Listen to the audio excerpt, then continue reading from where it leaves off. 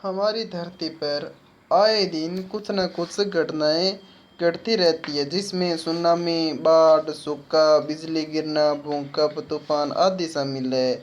यह सभी प्राकृतिक घटनाएं जानलेवा है, लेकिन इसमें से भूकंप सबसे ज्यादा खतरनाक है, क्योंकि इसके बारे में कोई भी सटीक जानकारी नहीं दे सकता कि भूकंप कब आने वाला है। आजकल हम भारत सहित दुनिया भर के कई सारे देशों में भूकंप आते हैं, लेकिन इससे ज़्यादा जनहानि नहीं पहुंची है। ऐसे में आज इस वीडियो में आपको भूकंप के बारे में कुछ रोचक तथ्य और जानकारी बताने वाला हूं, जो आपने शायद पहले नहीं सुनी होगी। हो सकता है कि आपको यह बात मालूम होगी कि भूकंप क्यों आते हैं, लेकिन फिर भी हम यह जान लेते हैं कि भूकंप आने के पीछे वजह है। यह बात तो आपको पता ही होगी कि हमारी धरती 4 परतों से बनी हुई है, जो इस तरह से हैं: inner core, outer core, metal core, crust. इसमें से क्रस्ट और मेटल के लिथोस्फीयर कहा जाता है। यह 50 किलोमीटर की मोटी परत होती है, जो अलग अलग वर्गों में बंटी हुई होती है, जिसे टेक्टोनिक प्लेट्स कहा जाता है। जब यह प्लेट्स हिलती है तो भूकंप आता है। इसके अलावा ज्वालामुखी विस्फोट, उल्कापात, माइन टेस्टिंग और न्यूक्लियर टेस्टिंग की वजह से भी भूकंप आते हैं।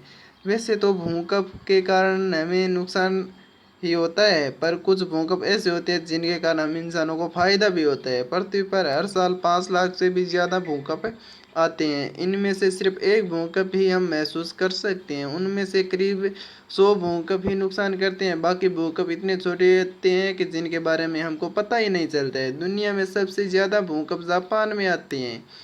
यहाँ पर हर साल करीब 1000 भूकंप आते हैं। इसके बाद न्यूजीलैंड, अलास्का, उत्तर अमेरिका में भी बहुत मात्रा में भूकंप आते हैं। पृथ्वी पर अब तक सबसे खतरनाक भूकंप 1960 में चिली देश में आया था, जिसकी तीव्रता 9.5 दर्ज की गई थी। लेकिन यदि जान हानि के मामले में बात करें तो सबसे भयंकर भूकंप सन 1556 में चीन में आया था, जिसमें करीब 8,30,000 लोग मारे गए थे। भारत के गुजरात राज्य में के भुज इलाके में 26 जनवरी 2001 को भूकंप को कौन भूल सकता है। यह 7.9 की तीव्रता का था, जिसमें से करीब 1 लाख लोगों ने अपनी जान गंवाई थी। इस भूकंप के झटके भारत, पाकिस्तान और नेपाल में भी महसूस किए गए थे। कई बार भूकंप के कारण नदी का प्रवाह विरुद्ध दिशा में हो जाता है, जिसके कारण बहुत मात्रा में नुकसान होता है। ऐसा ही कुछ हुआ था सन 1811 में, जिसमें भारी तीव्रता के भूकंप की वजह से अमेरिका की मिसिसिपी रिवर की तद्दन उल्टी दिशा में बहने लगी। सन 1950 में असम में आए भूकंप की वजह से ब्रह्मपुत्र तथा तापी तथा इनकी सहायक नदियां भी बढ़ आई थी।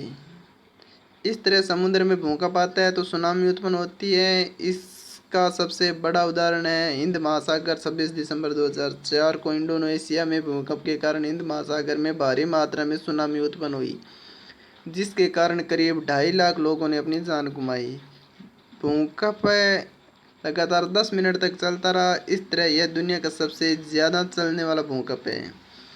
भूकंप के कारण कई बार पर्वतीय क्षेत्रों में भूस्खलन भी होते हैं, जिनके कारण बहुत सारा नुकसान होता है। क्या आपको पता है कि भूकंप आने से पहले ही नदी, नाले, तालाब में से अजीब खुशबू आने लगती है? ऐसा इसलिए होता है क्योंकि पृथ्वी के नीचे की गैसें बाहर निकलती है।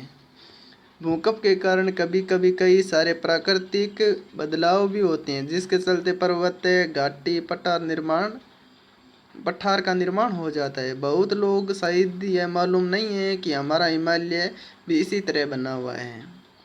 अर्थक्वेक के कारण कई बार प्राकृतिक झीलों का निर्माण होता है, जो मनुष्य के लिए बहुत ही उपयोगी है। इसके अलावा जमीन के अंदर कई सारे खनिज तत्व होते हैं, जिसके बारे में विज्ञान तक को नहीं पता है, जो भूकंप के कारण सामने आते हैं।